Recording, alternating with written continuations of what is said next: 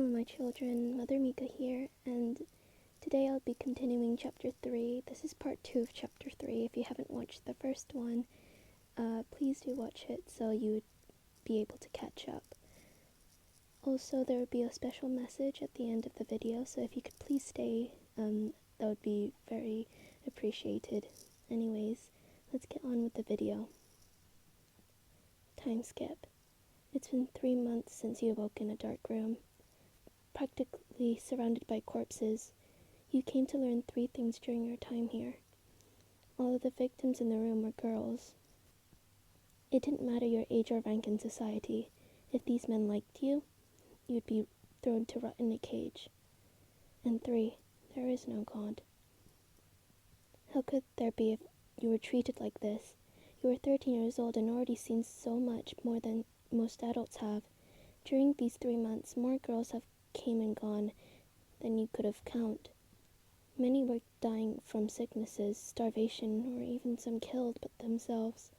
These men were ruthless, not just because they loved hurting people, but because they gained some sort of sadistic pleasure in doing so.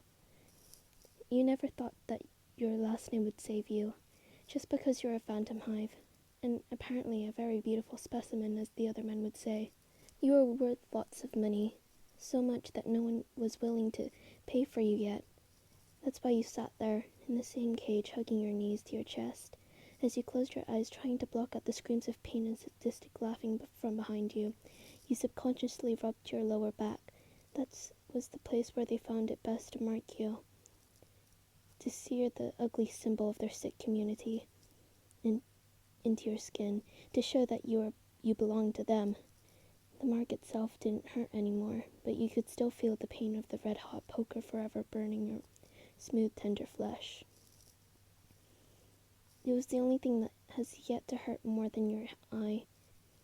You still haven't been able to CCL. They would torture you and tell you if you cooperated, but they were all pure lies.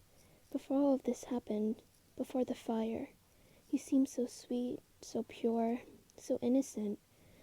But since then, all you could ever feel was overwhelming rage, and for the first time, bloodlust. You wanted these sick people to pay for what they were doing to you, and not just only you, but the other girls in here. Several of the girls had been used for their physical features. Several had been given birth to children. One girl, only 15, had gave birth.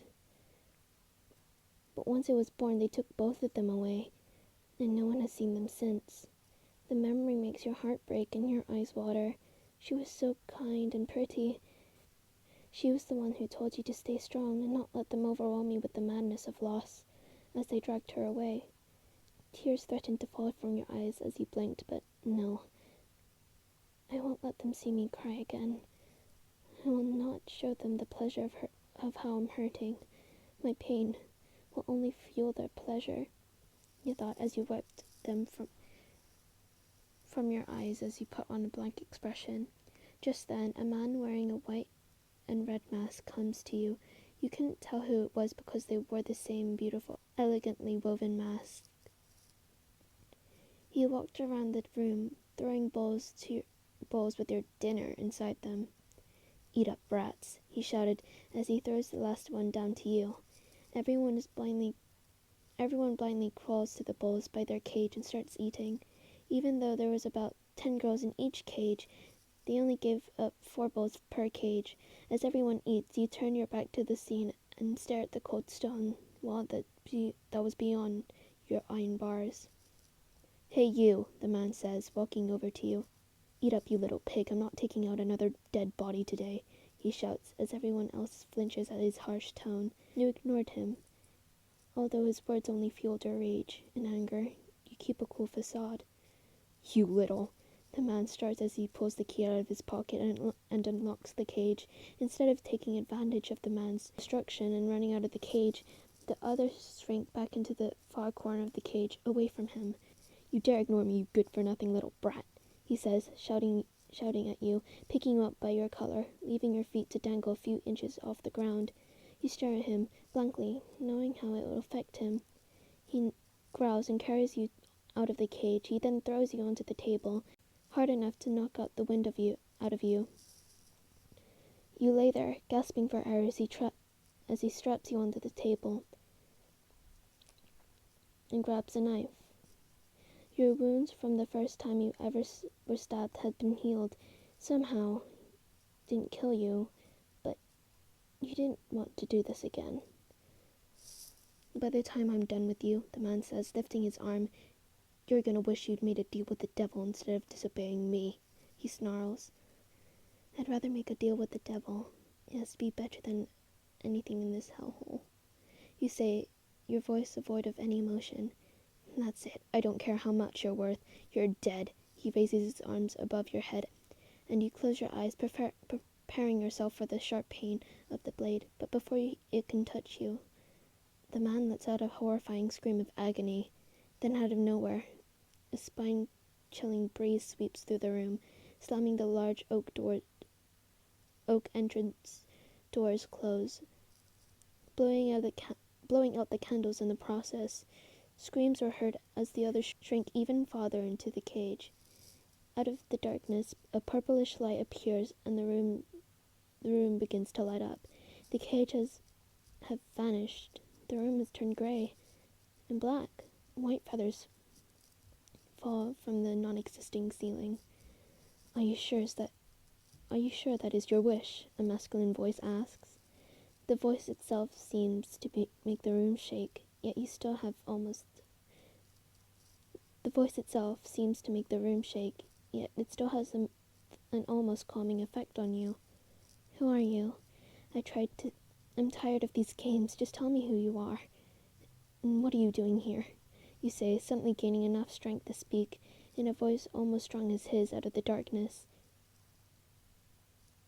You see a large crow perched in midair. Is that where the voice is coming from? My. But the games have yet to begin, you heard the voice chuckle. It was a deep sound and echoed throughout the endless room. Yes, the voice started again. That is, to answer your unspoken question. To answer your spoken question for now. I am a demon. You summoned me here. What for?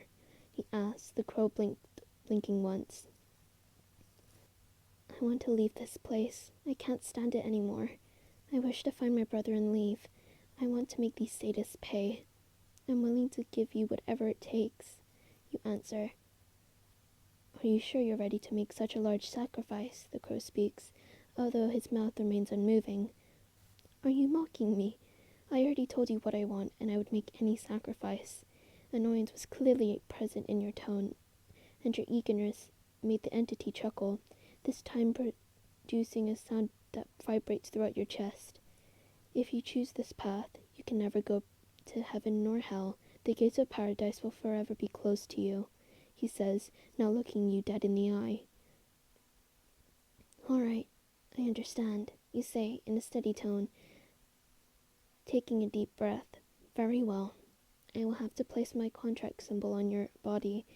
It will represent our bond as demon and human. Where would you like me to place it? He questions. Great. It has manners. You inwardly groan. I can hear you, the crow says. Even if you keep your lips sealed, I can see into your mind. Creepy, you say, sarcasm making its way into your voice for the first time, but certainly not the last. You lift your hands to where your brilliant blue eye was. Your memories return to you in waves. Lost an eye, didn't you? Lost an eye, did you? Well, I can fix that for you, he says, saddening closing in. You closed your eye. You closed your good eye, the only one you can, due to the shearing pain in your new right eye, and when they both open, you were back in the middle of the circular room. The only difference is now it was silent. Now, since that's not your real eye, the contract mark will be only visible when needed, only when you call me for an order or when your emotions become out of hand. You nodded as you looked to the floor. But why the emotions? You questioned. Just part of the rules, dear. Just part of the rules, dear. Your nose twitches at the nickname, but you brush it off for now, knowing that he can sense your irritants. The floor was covered in blood, but not just the blood of the man that was torturing you, but the blood of the other children there as well. You killed everyone here, you stated, looking around the room for your black-feathered savior. That I did. They weren't going to last much longer anyway, not to mention that I can't have them knowing that I'm what I am. His voice once again echoes throughout the room. Although he is nowhere in sight, you open your mouth to protest, but he interrupts. What's your name? He asks. You only look up at him only to see a dark silhouette surrounded by clouds of darkness. My name is Wyan Phantom Hive, daughter of Vincent Earl Phantom Hive, you stated, with pride soothed in your tone. A lady is it? Well, then I should create a physical image that's suitable for a servant, for one such as yourself, he states, matter-of-factly. The clouds disappear as and out steps a man in a jet black butler's uniform. He has raven black locks that frame his face with blood-red eyes that made your blood run cold. He was tall. You noticed that he had a similar appearance to your father. Come now, my lady, we must find your brother. He walks to the table you rested on. The straps slipped off your arms, and then you were lifted from the table and carried down a long hall in the arms of your newest butler. Many times skip. Quite a mess indeed, your new butler says as he puts you down on your feet. You had found the room your brother was kept in and with the help of your new butler, and while keeping you in his arms, he killed almost every last man in the room. Ciel! You shouted as you ran over to your younger brother. Thank God you're okay, you whispered, cradling him in your arms. At the word God, you heard your demonic butler chuckle. Do you truly still believe in such as a God after knowing what has happened here? He asked with a smirk, already knowing your answer. Of course not. Why would I have summoned something like you if I did? You say softly, almost inaudibly. Wyan, is that really you? Ciel says, his blue eyes filled with so much pain it broke your heart. Yes, it's me, you mumbled, stroking his hair. I'm sorry I couldn't find you earlier, you apologized, running your fingers through his hair as he rests his head on your chest. You look into his eyes to find the same fire-fueled rage and fear that you had in yours. Don't worry, we're safe, you assured Ciel. He looks over your shoulder to see the dark man behind you. My, what a soul you have, little one, the demon says, stepping closer. You do know if you truly want me to protect you both, I must put my symbol on him as well, the demon concludes, after a moment of silence with a smirk. I do, you respond quietly. Good then. How about that large eye of yours? Just like your sister. He places his hand over Ciel's eye and engraves a purple pentagram onto it. Anything else here, my lady? Your butler asks as you take your brother's hand and make your way to the door. Yes. Burn it to the ground, you say over your shoulder. All of it? You hear his smug reply. All of it, you say with pure sincerity. Another mini time skip. As you walked away from the burning building, you turned to your demonic butler. What's your name? You ask him. You held your head held high for the first time in months. He looks at you with eyes full of demonic pride. My name is whatever you wish it to be, my lady, he replies, bowing. Very well then, Ciel's voice intervenes for the first time. I shall call you Sebastian, the demon smirks. If I may inquire, is that the name of your latest butler? He asks.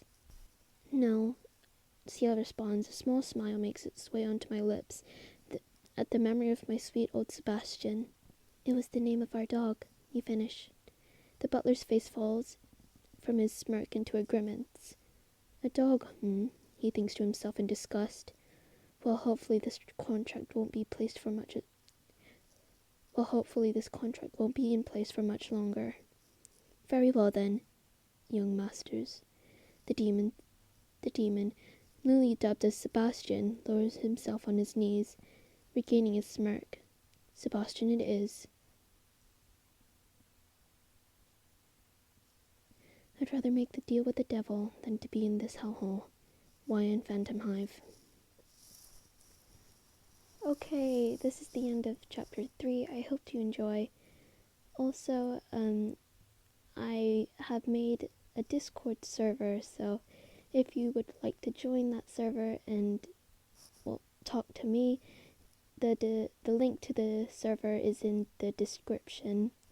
There will be also an opportunity to give me requests other than my little lord, because I don't always want this channel to just have videos just about little lord, and I want to have some variety. So anyways, have a lovely day or night, and Mother Nene will see you. Oh,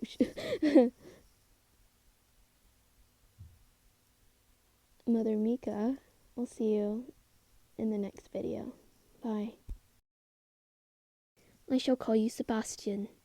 The devil smirks. I got it wrong. Very well then. That sounds angry. Stop. Very well then. Very well then. Very well then. Ciel's voice interferes.